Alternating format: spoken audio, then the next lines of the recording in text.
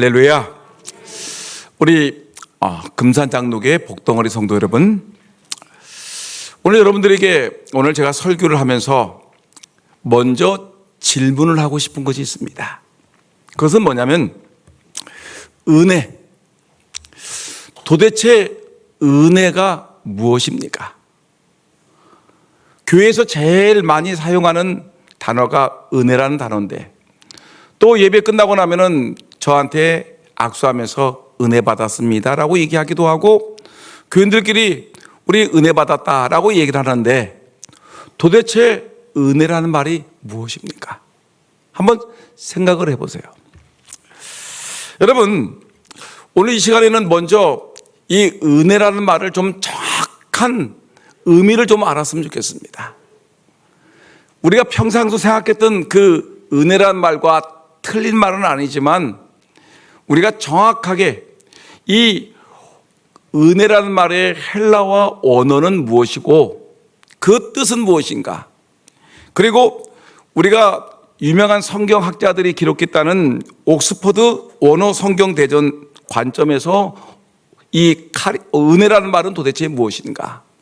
그 다음에 우리 교회는 이 신학이 개혁주의적인, 복음주의, 개혁주의적인 관점에서 우리가 신학을 공부하고 있는데, 우리 교단 신학에서 은혜라는 것은 도대체 무엇인가, 그리고 성경적인 근거는 무엇인가. 오늘 이것을 먼저 기반으로 한 다음에 짧은 시간 동안 이 은혜라는 말을 공부한 다음에 여러분들이 오늘 이 본문에 나와 있는 사도행전 4장에 나와 있는 은혜 받은 사람의 모습은 어때야 되는가, 요 얘기를 좀 말하려고 하는데, 여러분들이 기도하셔야 될 것은 이 설교가 신학교 강의가 아니라 여러분 은혜로운 시간 되기를 주의 이름으로 축원합니다. 여러분, 은혜는 우리가 헬라어 언어를 보게 되면 이런 말입니다. 헬라어의 언어를 보면 카리스라고 얘기합니다. 카리스. 헬라어로 카리스예요. 여러분, 저 헬라어 실력을 저를 전혀 무시하지 않았으면 좋겠습니다. 제가 대학 다닐 때 총신대학을 다니는데 4학년 때 제가 그러니까 대학교 4학년 때 결혼을 했어요. 그러니까 학교 4학년 때 결혼했으니까 여러분 공부를 제대로 했겠습니까? 제대로 못했겠죠. 그 다음에 10월, 이게 내년 1월달이 되면 대학원 시험을 봐야 되는데, 이 대학원 시험이 그냥 원서만 내면 되는 것이 아니라 최소한 4대1, 5대1의 경쟁률을 뚫고서 대학원을 시험을 봐야 되는데, 10월달, 내가 지금 생각하면 미쳤지요. 왜 10월달에 결혼했는지. 내년 조금만 참아서 대학원 졸업을 하면 대학원 입학하고서 결혼하면 되는 것 같다가 그 몇 개월을 못 참아가지고 10월 달에 결혼했는데, 그때 대학 4학년 2학기 헬라어 강의가 요한복음 헬라어 직독입니다. 직강. 그러니까 헬라어 원전을, 요한복음을 펴놓고서 헬라어를 이렇게 읽어가면서 번역을 하는 거예요.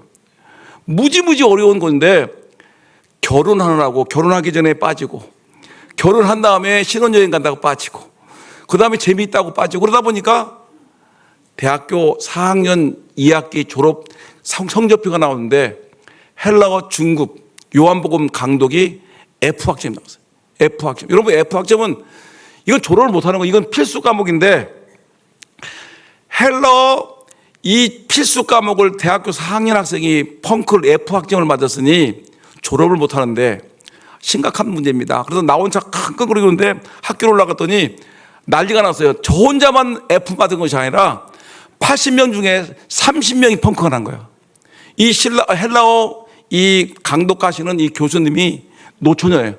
40대 후반의 노처녀인데 아주 신경이 예민한 분인데, 자기 마음에 안 들으면 다 F를 주는 거예요. 30명이 F를 맞으니 여러분 학교에서도 난리가 난 겁니다. 이 졸업할 시간이 이제 며칠 안 남았는데 4학년 2학기에 F학점을 주니까 살아날 방법이 없어요. 근데 요 문제만 학교에서 문제가 되는 것이 아니라 문교부까지 올라갔어요. 문교부까지 총신대학의 4학년 신학과 애들이 30명이 유급을 될 위기인데 이거 어떻게 되느냐. 4학년 여러분 이건 문제가 되는 거예요. 한 명이 유급되면 문제가 되는데 다행히도 30명 이상이 유급이 되니까, 그러니까 학교에서 이거 문제가 있다, 이거 구제해야 되지 않냐. 그래서 교수를 바꿨어요.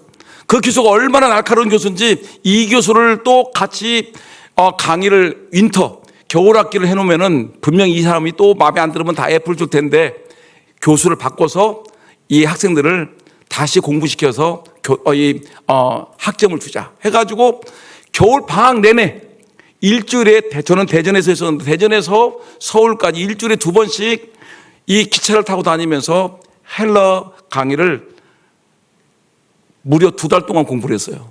2달 동안 공부를 해가지고 제가 당당하게 패스해서 여러분 졸업장을 받은 사람입니다. 그리고 헬러 성적이 어떨까요? 좋을까요, 나쁠까요? 좋지는 않아요. 좋지는 않은데 기본을 합니다. 기본을 하는데, 여러분 이 카리스란 말은 헬라 중에서 제일 쉬운 단어가 카리스예요. 카리스. 너무너무 들었기 때문에 평신도들도 헬라 은혜가 뭡니까 그러면 뭐예요? 카리스. 여러분도 아시잖아요, 그죠? 여러분들이 헬자도 공부 안 했는데 불구하고 여러분 은혜가 뭐라고요? 카리스란 말이에요. 카리스인데 이 카리스란 말의 단어는 어떤 말이냐면 은혜, 또 호의, 또 친절, 선물, 감사 등 다양한 의미를 지닌 단어가 카리스란 말이에요. 근데 우리가 보통 카리스를 할 때는 은혜라고 얘기하죠. 은혜라고 얘기하죠. 근데 이것을 기독교 신앙에서 뭐라고 하냐면, 이 기독교 신앙에서 이 단어는 특히 하나님의 무조건적인 사랑과 자비, 그리고 인간의 공로나 자격과는 상관없이 베풀어지는 하나님의 선물로서의 구원을 의미한다라고 얘기했습니다. 그러니까 이 카리스란 이 단어는 하나님의 무조건적인 사랑이에요. 그리고 하나님의 무조건 자비, 인간의 공로나 자격과는 상관없이 베풀어지는 하나님의 선물이에요. 그러니까 이 사람이, 인간이 공부를 많이 했는지 적게 했는지 상관없어. 얼굴이 예쁘든지 안 예쁘든지 상관없이, 이 사람이 한국 사람이든지 베트남 사람이든지 상관없이 무조건적으로 이 사람에게 하나님께서 복을 주시는 것을 우리는 이걸 뭐라고 한다? 카리스, 은혜라고 합니다. 무조건적인 하나님의 은혜를 얘기하는 것입니다. 그 다음에 이거를 갖다가 이 성경의 유명한 주석가들이 옥스퍼드 원어 성경 대전을 편찬했는데, 그 옥스퍼드 원어 성경 대전에서의 관점에서 이 카리스란 말은 어떤 말인지를 여러분 아셔야 됩니다. 근데 어려운 게 아니에요. 똑같은 말이에요. 뭐라고 하냐면, 이 카리스는 신약 성경에서 카리스라는 단어는 주로 하나님의 주권적인 행위로서 인간에게 베풀어지는 무상하고 값없는 호의를 나타냅니다. 이런 인간의 어떤 행위나 공로에 대한 보상이 아니라 전적으로 하나님의 사랑과 자비에서 비롯된 거예요. 그러니까 원어를 풀어놓은 것이란, 언어에서도 카리스라는 말이 뭐예요? 무조건적인 하나님의 사랑과 은혜다. 인간의 조건과는 상관없이 주시는 하나님의 은혜란 말이죠. 근데 옥스퍼드 성경 원어 대사전의 뜻도 보니까 인간의 어떤 행위나 공로에 대한 보상이 아니라 전적으로 하나님의 사랑과 자비에 근거한 하나님의 무조건적인 이 은혜, 이 복이 바로 이것이 뭐예요? 카리스라는 것입니다. 은혜란 말이에요. 그러니까 언어의 뜻을 봐도, 성경 주석가들이 풀어놓은 그 내용을 봐도 정확하게 하나님의 무조건적인 전적인 은혜, 값없이 주시는 이 복이 바로 하나님의 은혜, 카리스란 말입니다. 근데 이 영적인 의미를 풀어놨는데, 여러분 보세요. 영적인 의미가 뭔지 시작. 한번 다 같이 읽어볼까요? 시작. 카리스는 죄인된 인간이 하나님과의 관계에서 회복되고 구원을 얻게 되는 유일한 통로가 됩니다. 인간은 스스로의 노력으로는 결코 구원에 이를 수가 없으며 오직 하나님의 은혜를 통해서만 가능합니다. 그러니까 우리의 구원은 인간의 능력을 가지고는 구원받을 수 없다.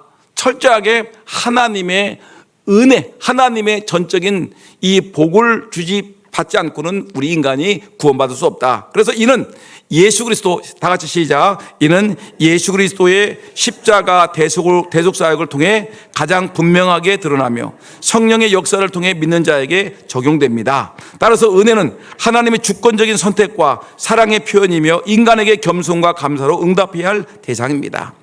그러니까 우리가 은혜 받았다라는 것은 예수님의 십자가의 대속의 은혜. 여러분, 대속 사역을 위해서 분명히 드러난, 우리가 어떤 우리 인간이 죄인이었는데 우리가 죄에서 용서받을 수 있는 길은 아무것도 없어요.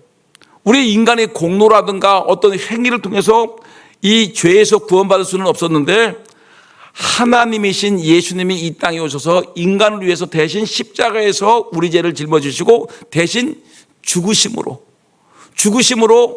우리가 예수의 십자가의 은혜로 우리가 죽을 죄에서 구원받았다. 근데 이것을 누가 역사하시냐면, 근데 아무에게나 하는 것이 아니라 누구의 역사냐면 성령의 역사. 따라합시다. 성령의 역사. 그러니까 모든 사람들을 위해서 예수님이 십자가에 못 박혀 죽으셨는데, 근데 그 적용은 누구냐면 성령님이 찾아가서 그들의 마음을 움직이신 분들에 한해서만 우리가 구원받는 것입니다. 그러니까 여러분, 예수 그리스도가 나의 주여 나의 하나님을 믿으십니까? 그럼 여러분, 아멘 한 사람들은 여러분 마음속에 예수가 믿어지고 성경이 믿어지고 내가 죄에서 십자가로 말미암아 내가 구원받았다는 걸 믿어진다는 것은 내 마음속에 누가 오셨다는 거예요? 하나님의 성령이 내게 찾아오셔서 나로 하여금 나를 예수 믿게끔 내 마음을 움직여 줬다는 거예요. 근데 내 마음을 움직이는 것은 뭐예요? 내 인간의 행위로 된 것이 아니라 내가 착하고 내가 선한 일을 많이 하고 기도를 많이 하고 내가 헌금을 많이 된 것이 아니라 내가 아무 구원받을 만한 근거는 없는데 예수가 죽으시고 그 예수를 내가 믿을 수 있도록 하나님의 영이 나를 찾아오셨다. 이것이 하나님의 전적인 은혜라는 것입니다. 이것이 바로 우리가 받은 구원의 은혜인 것입니다. 그러면 여러분, 우리 교단의 신학이 뭐냐면 개혁주의 신학, 폭넓게 얘기하면 복음주의 신학인데 복음주의 신학보다 좀 더 깊이 들어가는 것이 이 정통 개혁주의 신학인데, 따라합시다. 우리 교회 신학은 정통 개혁 신학입니다. 그러면 이 개혁 신학은 우리 교단, 우리 대한제주 장로교 합동측에 있는 교회들은 모두 정통 개혁 신학을 배우고 신학교, 대전신학교든지 총신대학이든지 칼빈이든 어디로 가든지 간에 이 정통 개혁주의 신학을 배우는데 이 복음주의 신학보다 좀 더 깊이 있는 것이 정통 개혁 신학입니다. 그럼 우리 교단에서의 은혜라는 말은 무엇인가? 한번 볼까요? 이것서 정확한 의미를 보기 위해서는 뭐냐면 이 네 가지 의미를 찾아야 됩니다. 첫째, 하나님의 무조건적인 호의, 그 다음에 값없는 선물, 구원의 근거, 성경적인 근거, 이런 것들을 더했는데, 여러분, 우리 교단에서의 이 은혜란 말이 뭔가를 한번 봅시다. 하나님의 무조건적인 호의인데 한번 읽어볼까요? 시작. 은혜는 인간의 어떤 자격이나 공로, 행위와는 전혀 상관없이 하나님께서 일방적으로 베푸시는 사랑과 자비입니다. 여러분, 지금까지 얘기한 건 똑같아요. 우리 대한민국의 모든 교회들은 여러분, 이 카리스란 이 은혜란 말은 뭐냐? 지금 우리 개혁주의 신학에서 얘기하는 것 같이 우리가 은혜라는 것은 인간의 어떤 자격이나 공로, 행위와는 전혀 상관없이 하나님께서 우리에게 일방적으로 베푸셔 주는 사랑과 자비를 말한다라는 것입니다. 이런 인간의 죄로 인해 하나님과 단절된 상태에 있었음에도 불구하고 하나님께서 먼저 손을 내미시는 것을 의미합니다. 하나님이 우리에게 손을 내밀어서 하나님의 영이 우리에게 오셔서 우리로 하여금 이 하나님의 은혜를 받을 수 있도록 역사하신 것입니다. 무조건적인 은혜예요. 그런데 값없는 선물이라는 것이 우리 개혁주의 신학에서 얘기하는데 한번 읽어볼까요? 시작. 은혜는 인간이 노력해서 얻을 수 있는 것이 아니라 하나님께서 거저 주시는 선물입니다. 이 선물의 궁극적인 표현은 예수 그리스도의 십자가의 죽음을 통한 구원입니다. 인간은 이 선물을 믿음으로 받아들일 뿐입니다. 인간은 이것을 믿음으로만 받아들이는 거예요. 우리가 어떤 행위를 통해서 내가 이것을 내가 인정하겠습니다가 아니라 이거는 우리가 하나님이 주신 믿음으로 말미암아 우리가 이 값없이 주시는 하나님의 구원의 은혜를 받아 누리는 것인데, 그러면 여러분 구원의 근거가 뭘까? 한번 다시 한번 봅시다. 구원의 근거 하면 띄워주세요. 구원의 근거. 네, 다 같이 시작. 정통개혁신학과 복음주의 신학에서는 구원이 전적으로 하나님의 은혜로 말미암는다고 강조합니다. 구원은 전적으로 뭐예요? 하나님의 은혜, 솔라 그라티아, 하나님의 은혜, 오직 하나님의 은혜라는 거예요. 우리가 구원받은 것은 우리의 인간의 행위라든가 어떤 조건, 이것이 아니라 솔라 그라티아, 오직 하나님의 은혜로만이 우리가 구원이 있다. 인간의 행위나 의지는 구원의 조건이 될 수 없으며 오직 하나님의 은혜만이 구원의 유일한 근거가 됩니다. 이는 예배소서 2장 8절 9절에 명확한 근거가 났다. 성경적인 근거가 있는 거죠. 그 다음에 근데 지금 얘기하는 이 변화시키는 능력이라는 이 개혁주의 신학에서 은혜의 이 중요한 요건이 있는데 뭐냐면 변화시키는 능력 한번 띄워주세요. 요것을 여러분들이 기억하셔야 됩니다. 오늘 제가 설교하려고 하는 이 근거가 요것서 나오는데, 여러분 은혜는 시작. 은혜는 단순히 구원을 베푸는 것을 넘어 믿는 자의 삶을 변화시키는 능력을 가지고 있습니다. 하나님의 은혜를 경험한 사람은 죄에서 돌이켜 의로운 삶을 살아고자 하는 내적인 동기를 부여받게 됩니다. 이는 성화의 과정으로 이어집니다. 그러니까 이 은혜 받은 사람들은 그냥 은혜 받았다, 내가 구원 받았으니 좋다라고만 끝나는 것이 아니라 내가 은혜 받았으니 은혜 받은 자의 삶을 살아야 되겠다, 여기가 나타난다는 거예요. 그러니까 여러분 이거 우리가 착하게 살고 우리가 주님께 예배드리고 찬송하고 선하게 행동하는 것은 구원받기 위한 조건이 아니라 구원받은 다음에 우리가 어떻게 살아야 될 것인가, 은혜 받은 자가 어떻게 살아야 될 것인가, 인간이 변화되는 과정이라는 것입니다. 그 때문에 은혜 받은 사람들은 단순히 구원받은 것으로만 끝나는 것이 아니라 구원받은 다음에 어떤 일이 벌어질까요? 변화가 있다. 변화가. 따릅시다. 구원받은 이후에는 삶의 변화가 나타납니다. 뭐가 나타난다고요? 삶의 변화가 나타나는 것이에요. 여러분 오늘 우리가 읽었던 성경에 보게 되면 사도행전 4장에 사도들이 예수님의 말씀을 선포했어요. 그러니까 교회에서 성령이 임재하시고 사람들이 모여들기 시작했죠. 사도 베드로가 하루에 말씀을 선포하게 되면 3,000명, 5,000명씩 예수 믿는 사람들이 모여들기 시작했는데, 그런데 이들에게 이 복음을 선포했어요. 하나님의 말씀을 선포했는데, 특별히 예수님의 죽으심과 부활에 대한 선포를 했는데 사람들이 모두 거기서 은혜를 받았어요. 여러분 오늘 성경 한번 여러분 직접 성경 한번 펴볼까요? 이 화면 보지 마시고요, 직접 여러분들이 펴볼 텐데, 여러분들이 33절 한번, 오늘 본문 33절 한번 직접 읽어볼까요? 성경책 가져온 사람들은 반성하시고 33절 시작. 사도들이 큰 권능으로 주 예수의 부활을 증언하니 무리가 큰 은혜를 받았다 합시다. 무리가 큰 은혜를 받아.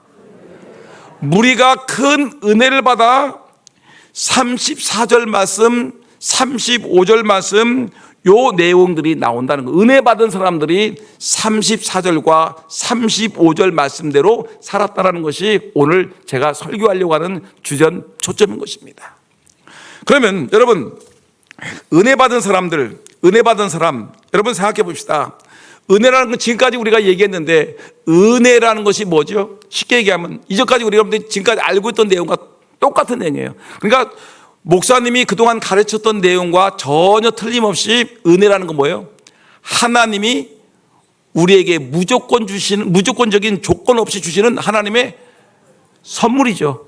이것이 바로 뭐예요? 은혜라는 거예요. 지금까지 여러분 옥스퍼드 원어 성경을 찾아봤고 원어를 찾아봤고 우리 개혁주의 신학에서의 복음주의 신학에서의 이 은혜라는 것이 무엇인가를 찾아봤더니, 은혜라는 건 뭐예요?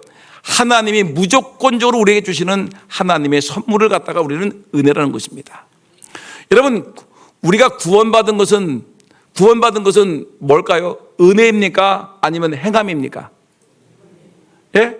은혜죠. 여러분 한번 성경 한번 읽어볼까요? 에베소서 2장 8절 9절 한번 한번 저기 화면 뜨는데 다 같이 시작. 너희는 그 은혜에 의하여 믿음으로 말미암아 구원을 받. 보세요. 너희는 우리 금산 장로교 성도들은 그 은혜, 하나님이 주신 은혜에 의하여 뭐요? 믿음으로 말미암아 구원을 받았네. 이것은 너희에게서 난 것이 아니요 하나님의 선물이라. 행위에서 난 것이 아니 이는 누구든지 자랑하지 못하게 함이라. 로마서 3장 24절 한번 읽어볼까요? 로마서 3장 24절 시작. 그리스도 예수 안에는 속량으로 말미암아 하나님의 은혜로 값없이 의롭다 하심을 얻은 자 되었느니라. 값없이 하나님의 은혜로 우리는 값없이 의롭다 하심을 받았다. 디도서 2장 1절 11절 말씀 보니까 모든 사람에게 구원을 주시는 하나님의 은혜가 나타나. 여러분, 그러니까 성경에 나와 있는 것 같이 우리 모든 사람들은 하나님의 은혜로 구원받았습니다. 그러면 여러분, 지금 은혜는 지나갔습니까? 지금도 우리 안에 있습니까? 그렇죠. 지금도 하나님의 은혜가 우리 안에 충만히 있습니다. 옆 사람 바라보세요. 여러분, 옆 사람이 은혜 받은 사람입니까? 은혜 받지 못한 사람입니까? 전혀 얼굴이 은혜 받지 못한 사람 같이 험상궂게 생겼고 인상 쓰고 불평불만으로 보입니까? 아니죠. 은혜 받은 사람들은 뭔가 다른 모습이 보이는 거예요. 그런데 이해할 수 없는 일이 있어요. 이해할 수 없는 일이. 여러분, 은혜 받은 사람들은 모든 것을 공짜로 받았어요. 쉽게 하면 여러분, 구원이라는 거, 구원 받으면 우리가 어디로 간다는 거죠? 지옥에 가는 겁니까? 천국에 가는 겁니까? 천국 가죠? 여러분 보세요. 우리가 구원받은 사람들은 하나님의 무조건적인 은혜로 지옥에 떨어질 인생들이 천국에 가서, 여러분, 천국이 좋은 곳입니까? 나쁜 곳입니까? 좋은 곳이죠. 분명히 여러분들 얘기했어요. 천국은 분명히 좋은, 아파트 40평을 공짜로 받았어요. 좋아 안 좋아요? 좋지요. 웬 떡이냐. 아파트 40평 공짜. 근데 제가 롯데 빌딩을 갔다 왔죠. 롯데월드 그 빌딩 갔다 왔다고 했죠. 근데 거기는 아파트가 몇 평이라고요? 제일 작은 것이 90평. 롯데 그 123층인가요? 거기를 갔는데 어떤 분이 저를 안내해서 제가 갔어요. 갔더니 제일 작은 평수가 90평. 그 다음에 150평, 200평, 제일 큰 평수가 300평이에요. 300평. 거기에 롯데 월드 그 빌딩에 이 아파트가 있어요. 근데 거기에 그 뷰가 좋은 한강이 쫙 내려다보는 거기에 300평 아파트가 쫙 세 채가 있어요. 엄청나게 커요. 저를 가봤어요. 근데 그냥 손님으로 한번 안내로 갔는데, 여러분, 300평 아파트보다 천국이 더 좋아 안 좋아? 분명히 인정하죠. 따라합시다. 나는 인정합니다. 그랬어요. 인정합니다. 아파트 40평보다 80평보다 150평, 200평보다 300평 아파트보다 천국이 어떻게 해요?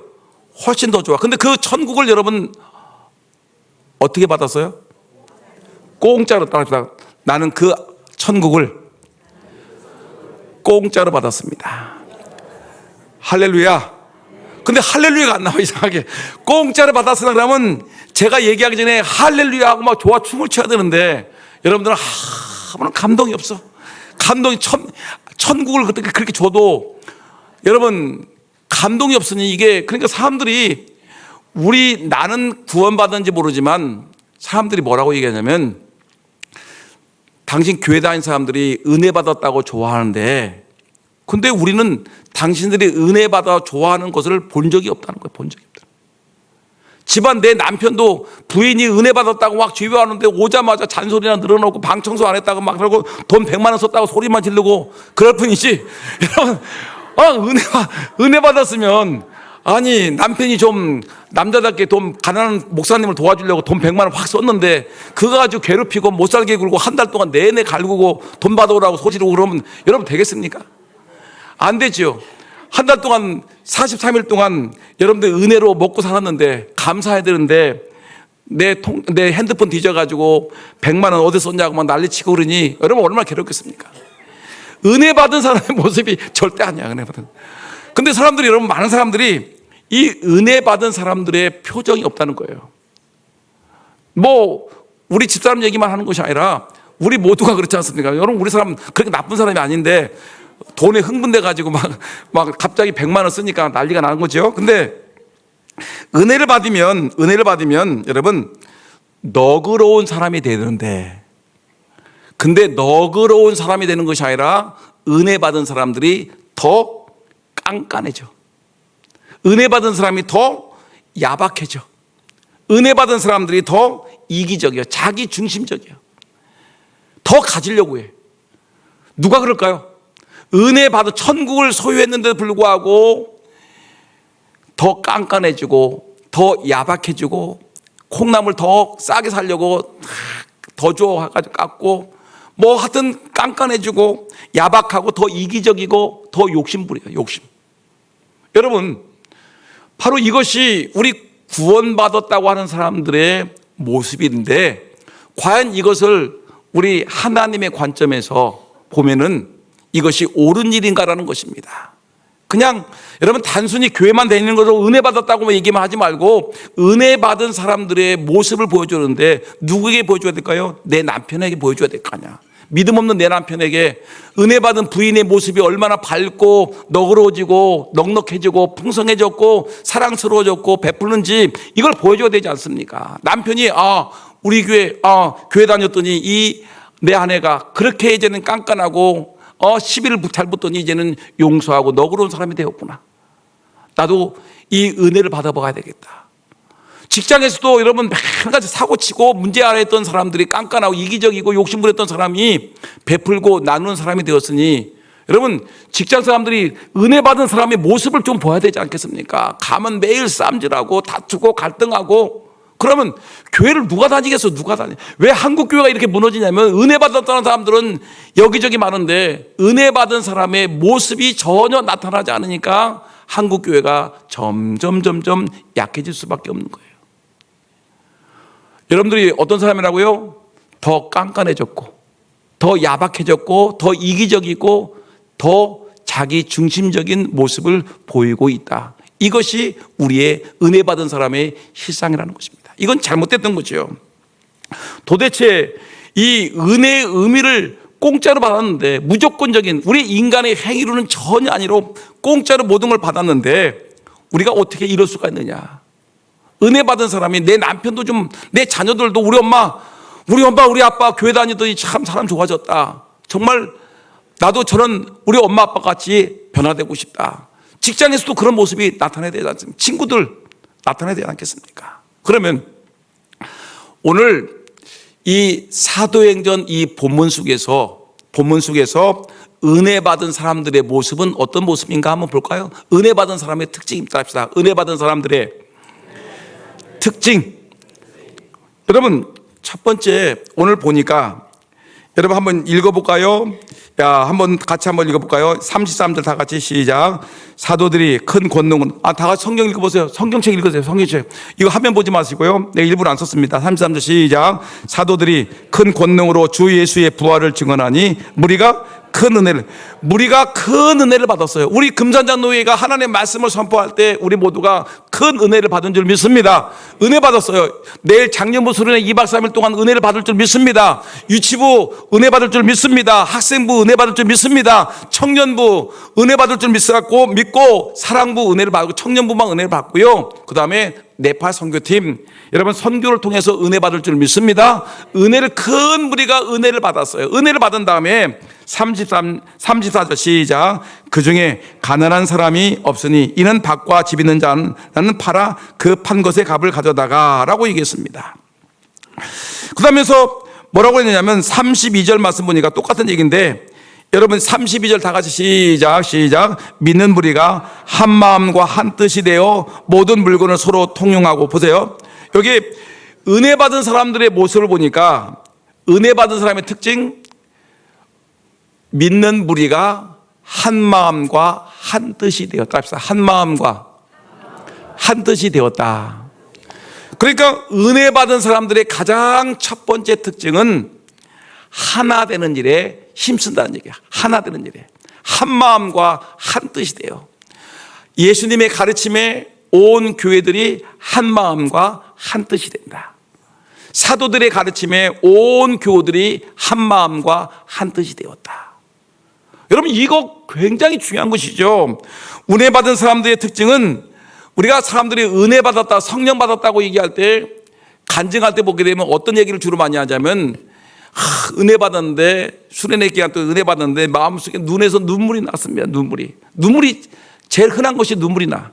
어떤 사람들은 까만 눈물이 나. 왜냐하면 여자들이 여기다 막 치렀는데 막 은혜 받아 눈물을 흘리는데 막 까만 눈물이 주르륵 흘리게 되죠. 이런 은혜, 이런 얘기를 주로 많이 해요. 은혜 받았다고 눈물 난다는 얘기를 많이 하는데, 근데 여러분, 은혜 받은 것은 오늘 본문에 보니까 은혜 받은 사람들이 눈물을 흘렸다는 말은 별로 안 나오고 어떤 얘기가 나오냐면 이들이 믿는 무리가 한 마음과 한 뜻이 되었다라고 얘기하는 것입니다.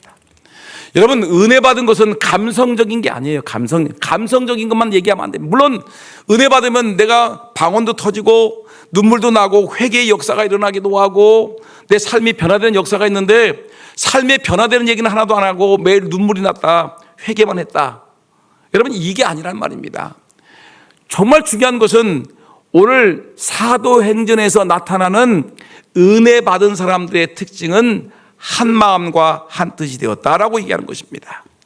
여러분, 은혜 받은 자의 첫 번째 특징은 하나됨, 연합이라는 것입니다. 은혜 받지 못한 사람들은 아무리 노력해도 연합할 수가 없어요.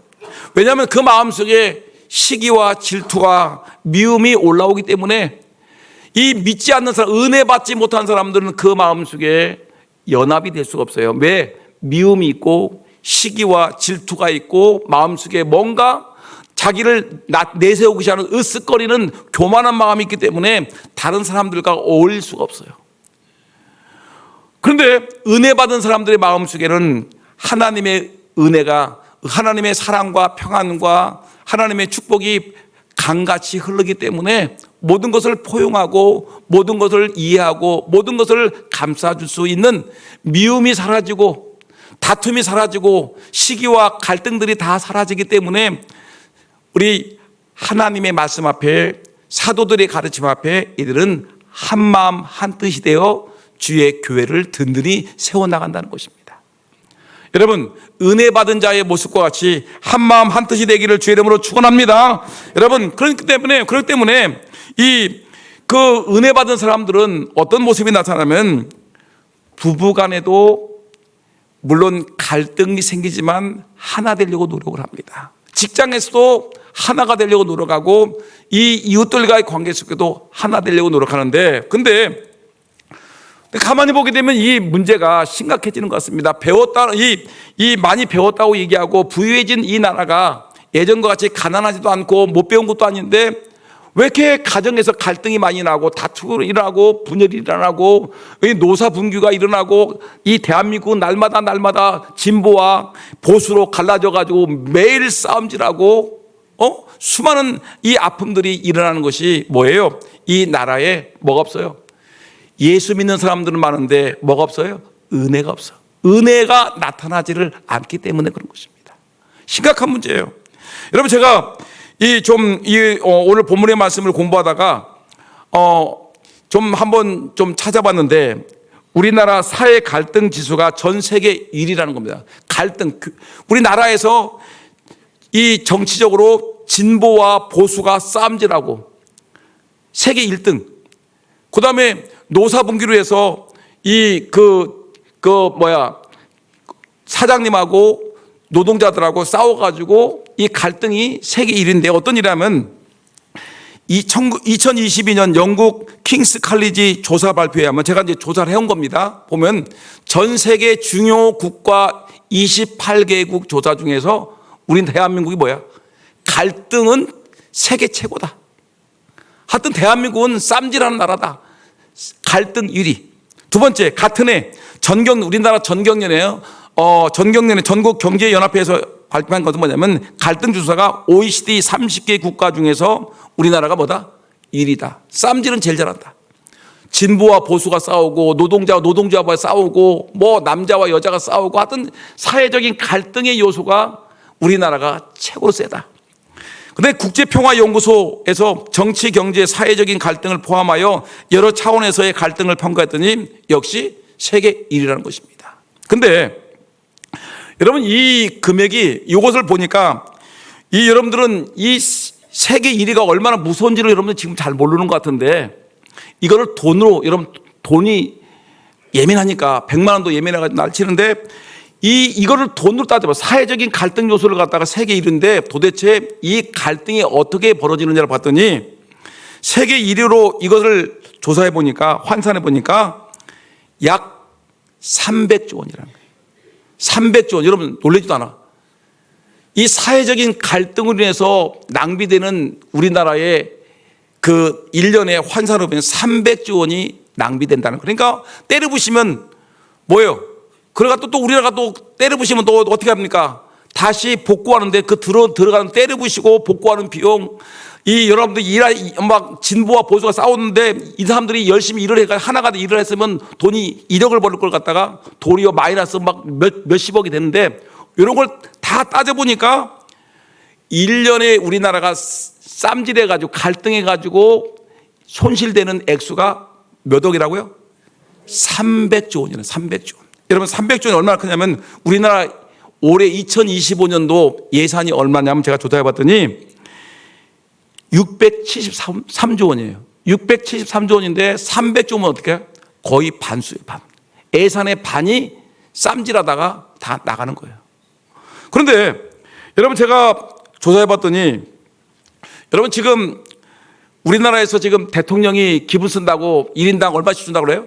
평균 25만 원을 준다고 하는데 그 돈을 다 합치면 전국 백성들에게 다 나눠줘도 그 돈이 얼마예요? 13조 원이에요. 13조 원인데 여러분 300조 원이면 얼마일까요? 몇 배일까요? 앞으로 23번을 더 나눠줘도 23번을 더 나눠줘도 여러분 그 돈이 300조 원이 되는 거예요. 그래서 현대차 그룹이 미국의 조지아주에다가 1년에 30만 대의 차량을 만들 수 있는 생산 공장을 만드는데 그 돈이 6조 300억 들어. 6조 300억 드는데 근데 여러분 300억이면 우리나라에 그런 공장을 짓는데 몇 개를 줄 수 있을까요? 50개를 줄 수 있어요. 50개. 어마어마한 자동차 공장을 50개를 줄 수 있고 삼성전자가 미국 텍사스주에 건설 중인 반도체 공장 어마어마한 공장인데 그것이 32조 원이 들어. 그러면 거의 9개, 10개를 줄 수 있는 어마어마한 돈인 거예요. 근데 그 돈이 뭐로 날아간다고요? 진보와 보수가 쌈질하고 노동자와 사용주가 노동조합으로 쌈질하고 하여튼 이 사회적인 갈등 뭐 부부싸움 해가지고 때려부시고 뭐 해가지고 뭐 이혼하고 막 그 여러 가지 막 사람들이 갈등해가지고 쌈질해가지고 막 유치장 들어가고 이런 것들이 결국은 모든 것이 사회 갈등의 요소인데 이것들이 다 합하게 되면 300조 원이라는 엄청난 우리나라 1년 예산의 반 정도가 사회 갈등 요소에 들어가는 돈이라는 겁니다.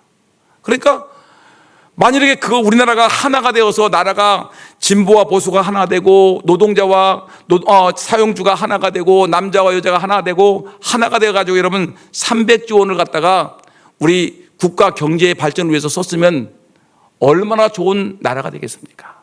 얼마나 지금보다 더 큰 부자가 되겠습니까?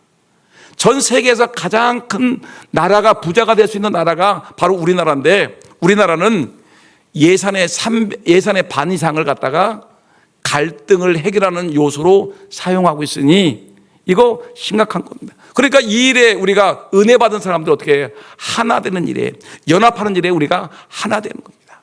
이런 일에 우리가 은혜 받은 사람들이 마음과 뜻이 하나가 되어 교회가 하나가 되고 가정이 하나 되고 여러분 사회가 하나 되고 국가가 하나 되는 일에 우리 은혜 받은 사람들이 앞장서기를 예수님의 이름으로 축원합니다. 하나 되는 하나. 한 마음과 한 뜻이 돼야지 가정도 하나가 되고 교회도 하나 되고 여러분 전도해 보니까 살벌하다. 우리 교회 전도해 보니까 여전도회 남전도회 여러분 하나 돼야 돼. 하나 돼야 돼. 믿습니까? 하나 되는 모습이 있어야 돼. 그 다음에 시간이 많이 갔기 때문에 다른 것은 생략하고요. 그 다음에 한 발 더 나가서 우리가 은혜 받은 사람들의 특징이 뭡니까? 보니까 은혜 받은 사람들은 어려운 이웃과 나눔을 한다는 거예요. 어려운 이웃과 나누는 거예요. 나눔. 이거 너무나 당연한 말이죠. 당연하다고 말하는데 근데 은혜 받았으면 나누는데 이 나누는 일을 실제로 여러분 제가 한번 개인적으로 물어봅니다. 물어보게 되면 2024년도에 아니면 2025년 상반기 동안에 교회 돈 말고 내 돈 가지고 공돈 말고 내 개인 돈 가지고 어려운 사람 나눠준 것이 얼마나 됩니까? 그러면 사람들이 할 말을 못해. 나눔이 없어요. 나눔이. 은혜 받은 사람들이 이거 나눠줘야 되는데, 여러분 성경 말씀 볼까요? 34절 35절 한번 읽어볼까요? 34절 35절 시작. 그 중에 가난한 사람이 없으니 이는 밭과 집 있는 자는 팔아서 그 판 것의 값을 가져다가 사도들의 발 앞에 두매 그들이 각 사람의 필요를 따라 나누어 줍니다. 은혜 받은 사람의 특징이 뭐라고요? 여러분 32절에 우리가 큰 은혜를 받았어요. 은혜를 받은 다음에 34, 35절 말씀입니다. 그 중에 가난한 사람들이 없으니, 왜 그런 가난한 사람이 없냐면 이 넉넉한 사람들이 자기의 밭과 집을 팔아서 그걸 사도들 앞에 되었다는 것은 헌금했다는 얘기예요. 그래가지고 그걸 가지고 가난한 사람들에게 나누어 줬더니 나라가 살기 좋은 이 백성들이 되었다. 요 얘기하는 것입니다. 초대교회 때 이런 것이라는 것입니다. 여러분 우리도 이 말씀을 좀 마음에 생겨야 돼요. 이건 그냥 성경책 지나가다가 한마디 나온 거라고 생각하지 마시고요. 초대교회 때는 은혜 받은 사람들의 모습이 이런 모습이었구나. 내 것이라고 주장하지 않냐고 내가 좀 여유가 있는 것들을 가난한 사람들에게, 어려운 사람들에게, 고아와 가부에게, 이런 사람들에게 나눠주는 것이구나. 그래, 좀 내가 과일 있으면 좀 과일 좀 나눠주고, 내가 좀 옷이 좀 있으면 옷도, 내가 돈이 좀 여유 있으면 저 사람 어려운데 내 옷도 하나 사줘야 되겠다. 베풀고 나누고 섬기는 모습이 있어야 되지 않겠습니까? 그 때문에 이런 일을 위해서 우리가 정말 여러분 열심히 돼야 되지 않습니까? 우리가 은혜 받았다고, 은혜 받은 것이 뭐냐면, 어떤 사람은 얘기하기를, 목사님 제가 삼가리교회 때문에 고민하니까 목사님 제가 이번에 복권 하나 사겠습니다. 복권 당첨하면 반은 삼가리교회를 위해 쓰겠습니다. 여러분 복권 당첨하는 것이 그게 중요한 게 아니라 내가 있는 현재에서 내가 무엇인가 나누려고 하고 베풀려고 하고 가난한 사람들에게 마음을 쓰는 것, 이것이 은혜 받은 사람들의 아름다운 삶의 변화된 모습이라는 것입니다. 여러분 이것이 중요한 것이요. 억지로 굳이 하는 것이 아니고, 누군가 선동해서 하는 것이 아니고, 누군가가 구역에서 구역 헌금 내자고, 구역 헌금에서 구역에서 우리가 돈을 내서 뭘 하자고, 이게 중요한 것이 아니라 내 마음 속에서 감동해서 가난한 사람들에게, 어려운 사람들에게 베풀고 나누는 것입니다. 제가 말씀드렸죠. 특별 새벽기도의 마지막 날 주일날 아침에 우리 장로들과 우리 교역자들이 특송하고 나서 제가 마지막 설교를 한 것이 뭐냐면 에스겔 47장에 있는 말씀을 선포했습니다. 성전 문지방에서 생명수가 흘러넘치더라. 발목에, 그 다음에 무릎에 물이 점점 흘러서 허리까지 차고, 그 다음에 그 물이 우리가 헤엄칠 만큼 넘치는, 이 물이 넘치는 그런 것인데, 그런데 그 물이 성전 안에만 있는 게 아니에요. 성전 안에만 머물고 있는 것이 아니라, 은혜의 강물이 성전 안에만 있는 것이 아니라 그 물이 어떻게 했어요? 흘러. 여러분 은혜는 흘러가야 돼요. 하나님의 축복은 흘러가야 돼요. 하나님의 성전에서 나온 그 물이 발목에, 그 다음에 무릎에, 그 다음에 허리까지 헤엄칠 만큼 물이 창일하게 넘쳤는데, 그 물이 흘러가지고 어디로 가냐면 성전에서 흐르는 물이 어디로 갑니까? 사막으로 흐릅니다. 죽었던 사막이 꽃이 피고 열매가 맺는 나무가 생기는 거예요. 그 다음에 죽은 사해바다로 흐르니까 죽은 사해바다가 거기에 물고기가 생기고 어부가 생기고, 그 주변에 날마다 맺히는 열매, 생명수의 나무가 열매를 맺히는 것입니다. 죽었던 것이 살아나는 거예요. 여러분 은혜 받으면 뭐예요? 은혜를 흘러보내야 되는 거예요. 은혜를 흘러보내야 되는 거예요.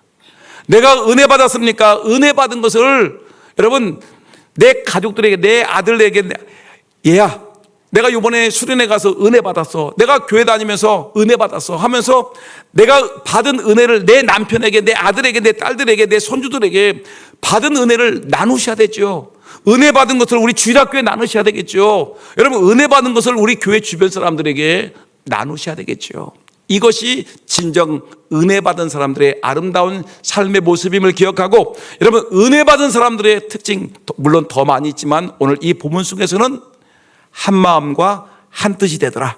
은혜 받았으면 가난한 사람들에게 베풀고 나누는 삶으로 변화되더라. 이 말씀을 기억하시고 여러분 은혜 받은 것을 흘러 넘치게 하는 그런 은혜가 있기를 예수의 이름으로